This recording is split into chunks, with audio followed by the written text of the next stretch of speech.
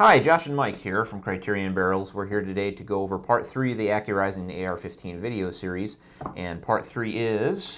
We're going to take you through building the upper receiver and all of the little tricks that we've learned along the way to help you maintain tip-top accuracy. Yep, so AR-15s are easy to build, but it can be a little more difficult fine-tuning it and getting it nice and accurized. So we're going to pan over to our armorer Nick here, and he's going to give us a run-through, and we'll do some step-by-step voiceover on that video. Let's do it.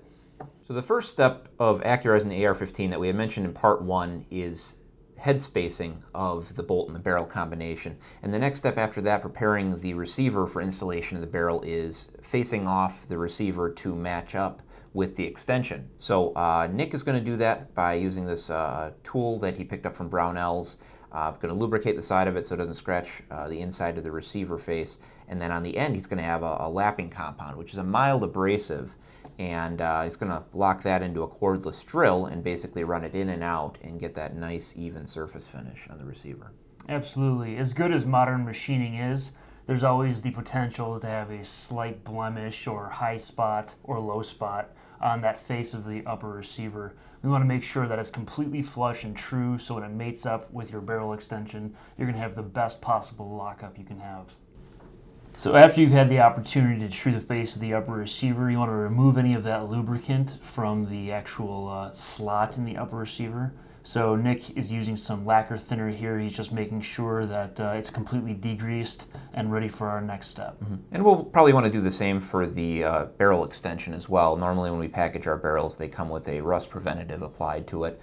And really what we're preparing for here is the application of a sleeve retainer to keep it nice and locked up inside the receiver. Yeah, when you use a sleeve retainer for a slip fit joint, it actually expands slightly when it dries, and when it expands, it takes up any slack or slop that might be present in that fit in the upper receiver, between the upper receiver and the barrel extension itself.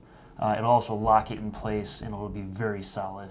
And then that's especially important during function of the rifle, because that bolt carrier is slamming home and hitting the extension every time it drives home. And if you look at a well-worn bolt carrier, you'll see the outline of where it hits that barrel extension. So essentially what we're trying to do is lock it in place so when that bolt carrier hits it, you don't get any drift one way or the other, and that really helps tighten up your grooves. Absolutely. You guys, barrels are a lot like a giant tuning fork. Any weird, pressures or inconsistencies that are applied to that barrel will affect the harmonics, and it can actually affect your group sizes. So making sure that that barrel is locked in extremely solidly into the upper receiver goes a very long way in ensuring that your barrel is going to experience the exact same harmonics from shot to shot. Absolutely.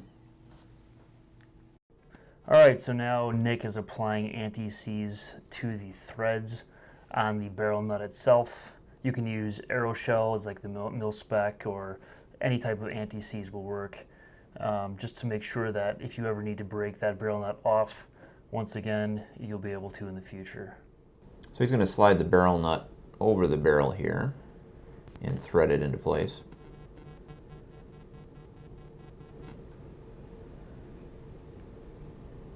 You'll notice as Nick tightens that barrel nut down, he will season the threads. He'll be going through a series of tightening and loosening the barrel nut itself. It just helps to make sure that all portions of the barrel nut and upper receiver contact points are going to get some of that anti-seize distributed throughout the threads.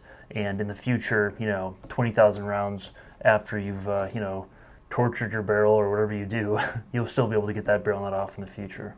So you can see Nick is torquing down the barrel wrench by hand rather than using a torque wrench. Most wrenches will accommodate a torque wrench and allow you to tighten it to a certain spec. There's a pretty wide range as far as the mil-spec standard goes, anywhere from 30 to 80 foot-pounds. But really, so long as it's locked in tight, you should be good to go. Some barrel nuts will require you to torque down the barrel nut to index it with the gas tube hole in the receiver, while others, if you just torque it down snug, you should be good to go. There's a few different schools of thought there, but usually anywhere in that range you should be all right.